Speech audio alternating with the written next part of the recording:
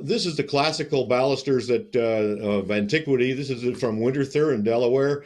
You can see them here. It's the classical vase with a ring around it and a reel at the bottom and a cove and a round. And you see these everywhere in the world. Here they are at the Metropolitan Museum, a little bit fatter than at Winterthur, but basically the same thing. That's from New York. And here they are in a villa that I photographed near Rincon in Puerto Rico. You'll notice here the columns, instead of being fluted, are sonotube cement columns, and the balusters have lost all their character because they've been cast in concrete. But nonetheless, you still get the look of the classical turned baluster. Okay, now here's what it looks like in Lancaster. This was a particularly nice one I photographed down on, I think, Chestnut Street. Basically the same kind of, but these are turned from wood on a 3-inch block. Very nicely detailed with a ring and a cove and classical form, which is not what we always see in balusters, as you'll see. This is another balcony, I think, from Marietta Avenue, second floor. As the balusters further away, the details become less important because you don't see them. And in fact, in this one, I thought these were classic bottle-shaped or vase-shaped balusters until I took a close look at the slide, and you'll see they have a waist here, making them more into a bottle shape than a classical. And I didn't notice that for a long time, and you would not notice that from the street on this otherwise rather elegant balcony. Here's a comparison of two of the classic bottle shapes. The ones at the top, quite simple, except even on a veranda that turns the corner here, no real ornamentation except a ring at the bottom and a flare at the top, compared to this one below, which has got the ring and it's got more of a base and it's got another ring down here. So at first glance they look the same, but when you look closer, there's more detail in one than in the other, and I'm not sure how much that matters. The proportion in the top one doesn't look as nice as some of the others you've shown. Yes, that's always the issue, and you got the height of the baluster on the one hand and the size of the block you're willing to work with on the other hand. One thing I have noticed, there's no literature on this, so one thing I've noticed is that porch balusters around here anyway always have a square block top and bottom, whereas stair balusters often go straight round into the banister. So those are one of the differences between indoor and outdoor, aside from slenderness. And then sometimes they get tarted up with extra doodads, like a ring here and a ball here and another. I wish I knew what to call this detail. I think of it as a reel, but I'm not sure that is the right name. And in fact, that's one of my broad questions is how did the old guys think about this stuff? What did they call these things? Did they have names for them? Do they, I know that Cindy Drozda, when she makes finials, has her own names for the things. She got one thing she calls an onion. I still think of this as a vase and a ball and a cove and a ring and another cove, but I'd like to know what these things are called if they have names. And then sometimes they're shortened. In this case, the baluster is short, and there's a second rail and then a square block separating it from the top rail on this veranda.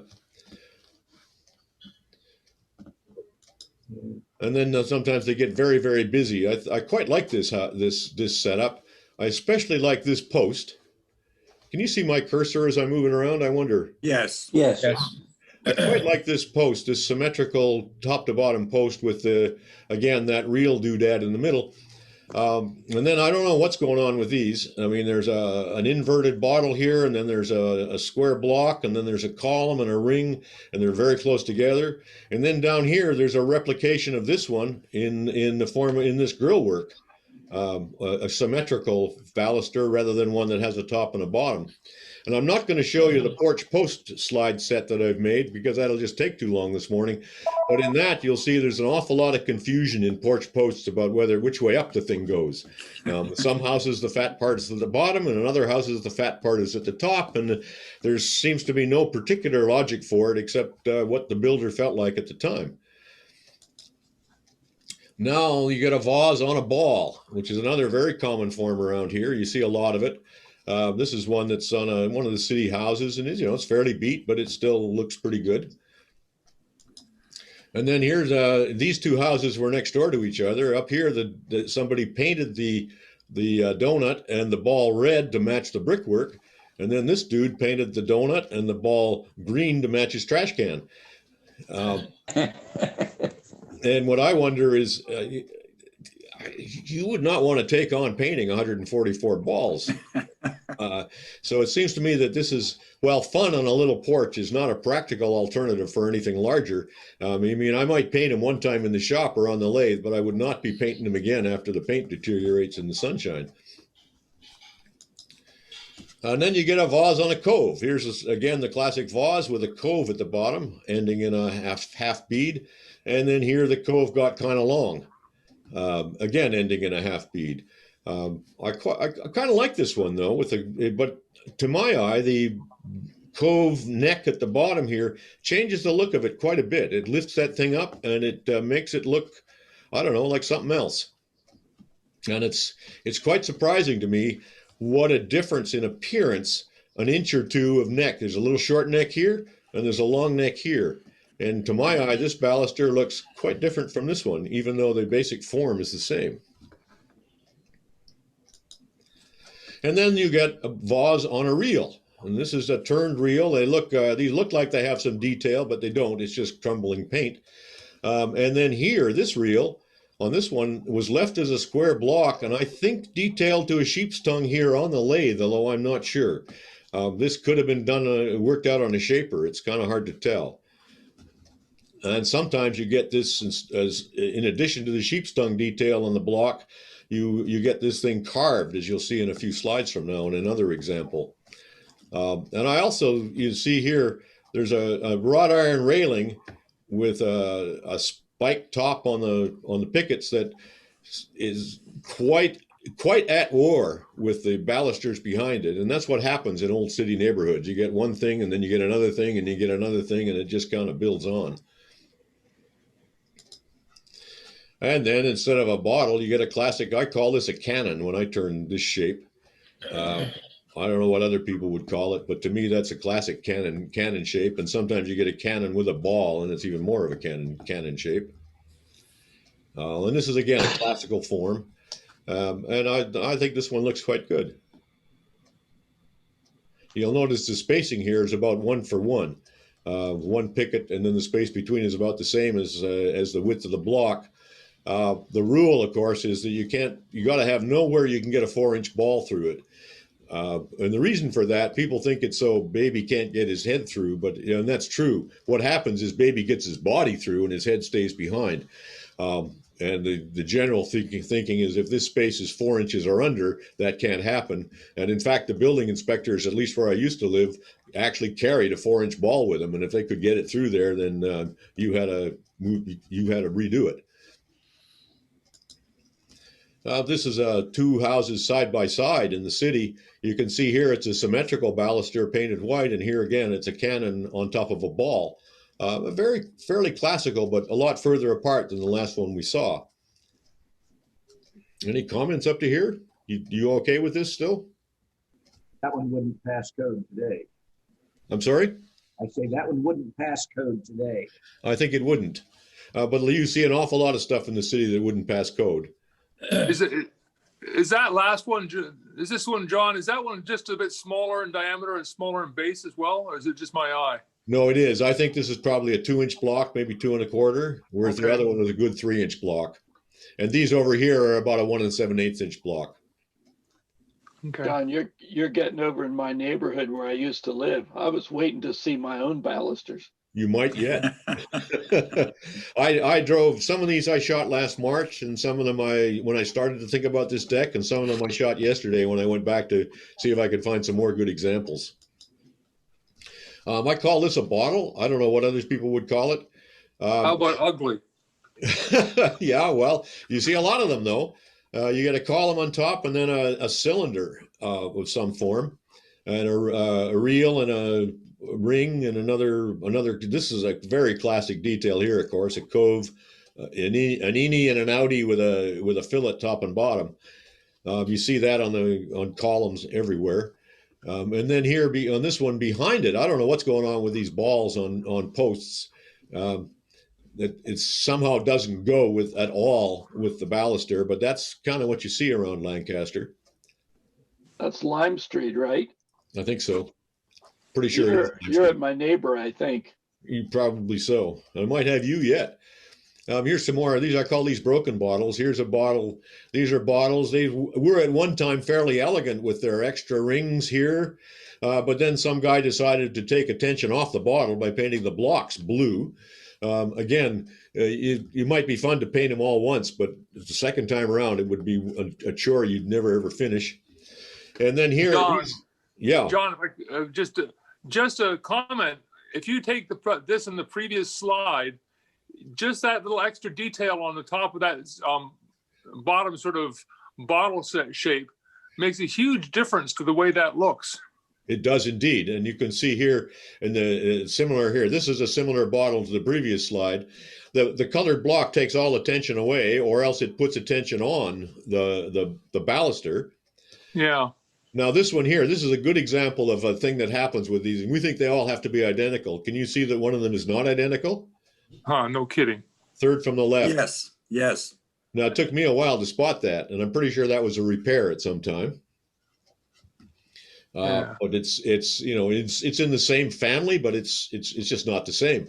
But it took a while to see that, and I think that shows you that we can make a fetish out of having them to be identical, and it's probably okay if they're not quite identical. And I find that a relief actually when I think about turning 150 of them.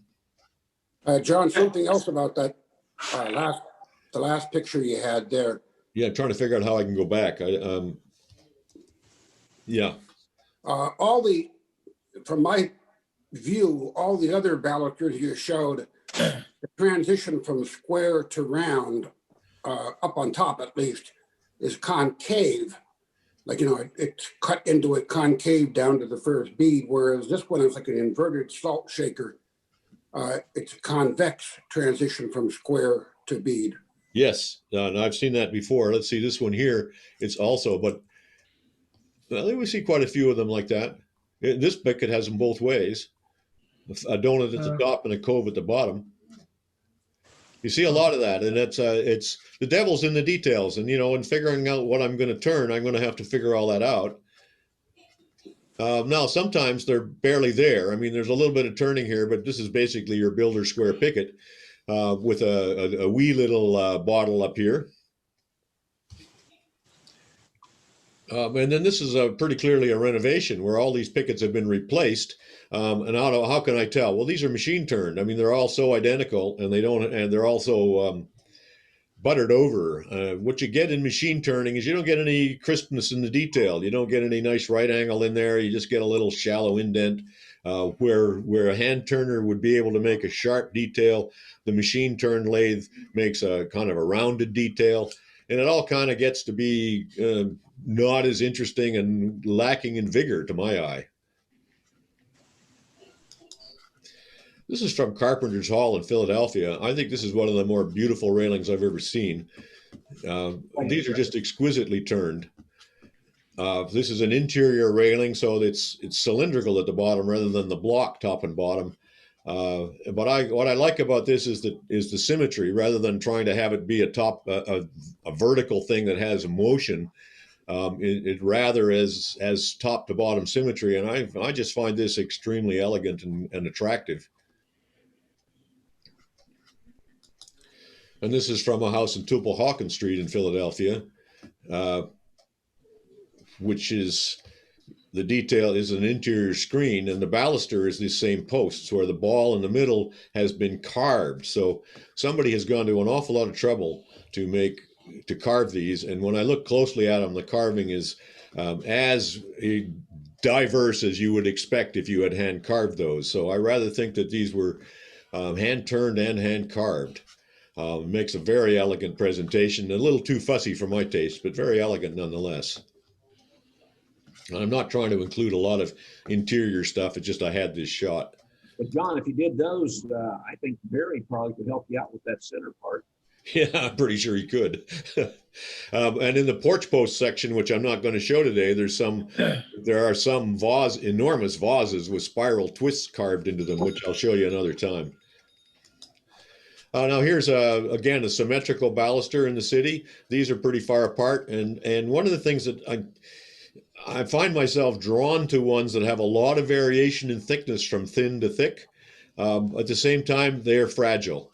And as you'll see in this one, you see here, there's this one, I don't know quite what has happened, but there's 2 blocks of wood underneath it. And then this one here, there's 1 block of wood underneath it. So, you know, this thing's been through the mill. It's had a bit of a struggle. And I think these railings, in fact, I think this is an add-on. I think this is a renovation from some time. And these maybe were interior stair balusters. I really don't know. And then here, this was a pretty nice railing until I noticed this one. And this is, again, what happens when these are too slender.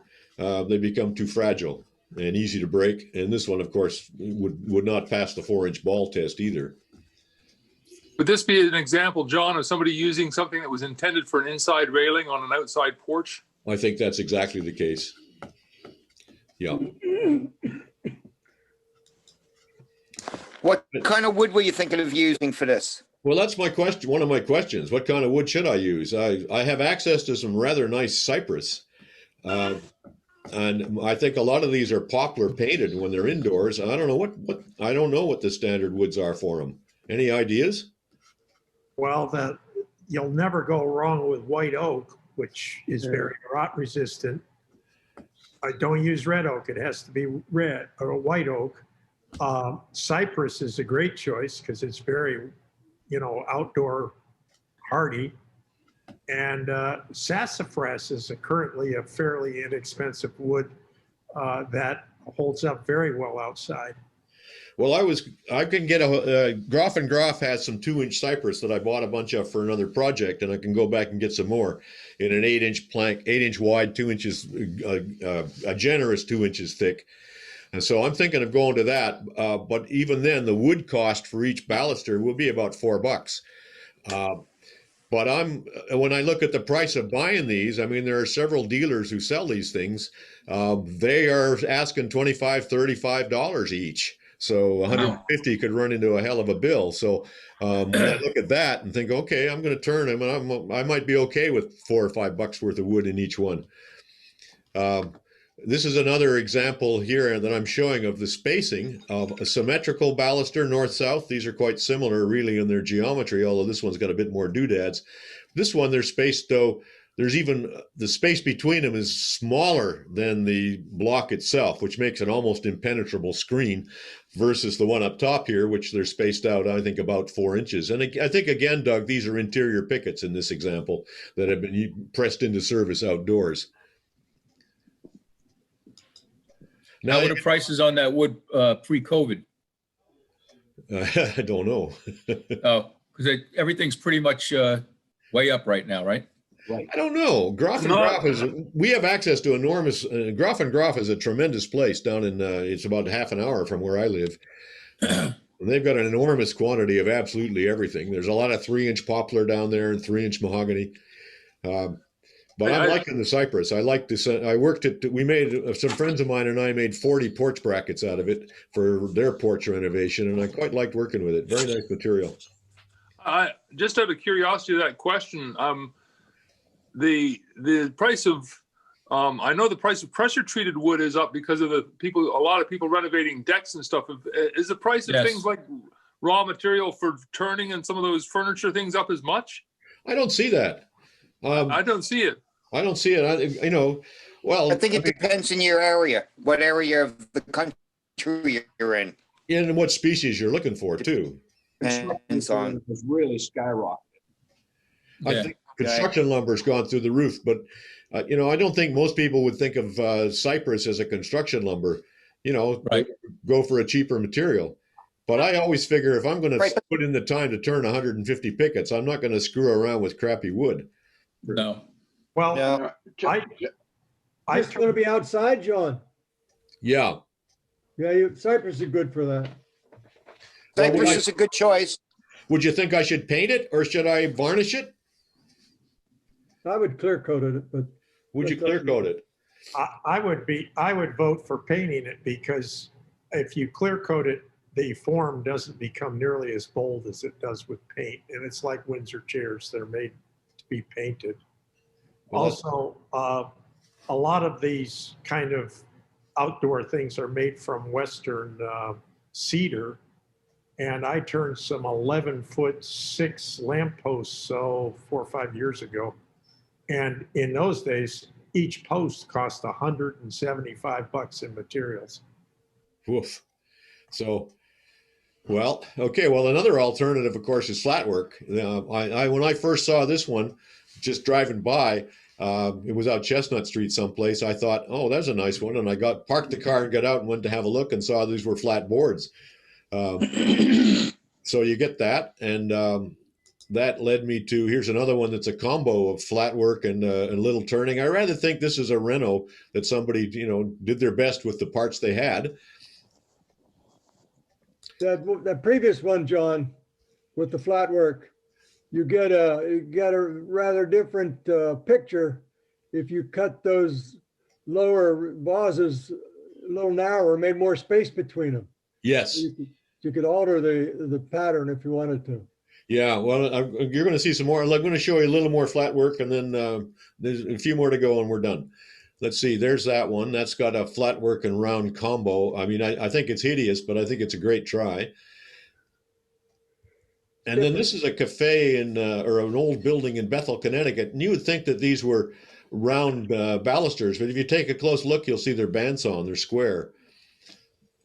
And they almost certainly were done in the old Voggy shop there, which was opened around 1904 and closed in the late 80s after the last Voggy brother died. But they did an awful lot of this kind of work where they would saw to look turned. It's a little hard to see in this image, and I don't have a close-up, but if you get close to one of these, you'll see that these are all four-sided square sawn all the way down, not turned at all. I had an interesting. They do look round. Yeah, they sure do. They do. Yeah. Dave, yeah, you're waving your arm. I'd like to make a comment about what you want to put on the wood. I would strongly suggest that you use boiled linseed oil. It's a wood preservative.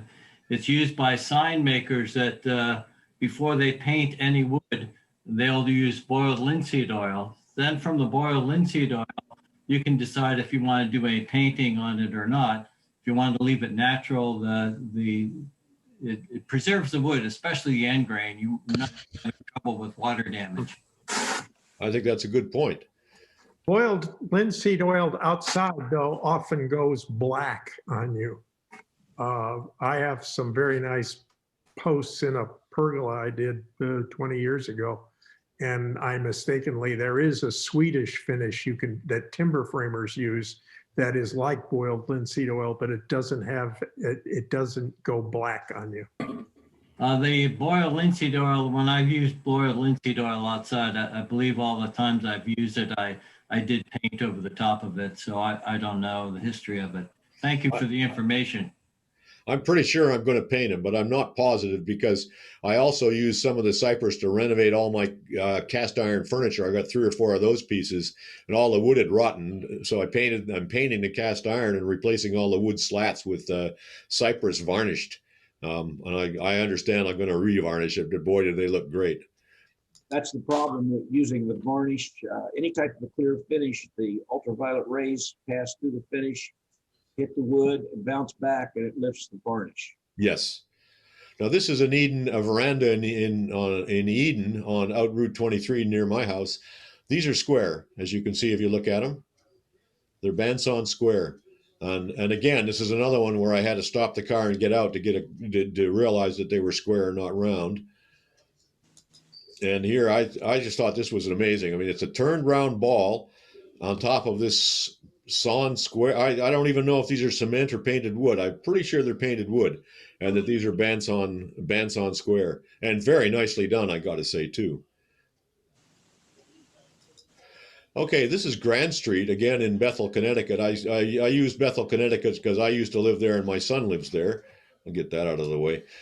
On Grand Street, there's a lot of houses like this.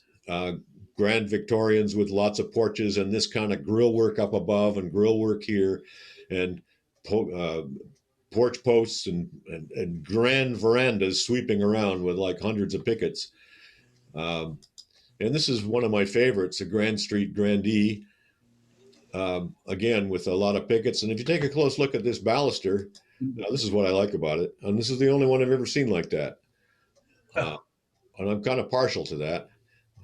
Again, I probably won't do it, but I think that's whoever did that was pretty confident in what they were up to. Very attractive. Yeah. And then, there's always this. Bamboo. And that's it. That's okay. Are those turned or what? No, that's actual bamboo. That's Japanese garden in Florida, I think. I have a lot of slides of that kind of stuff too that I can show you sometime. Okay, I'm going to stop the share.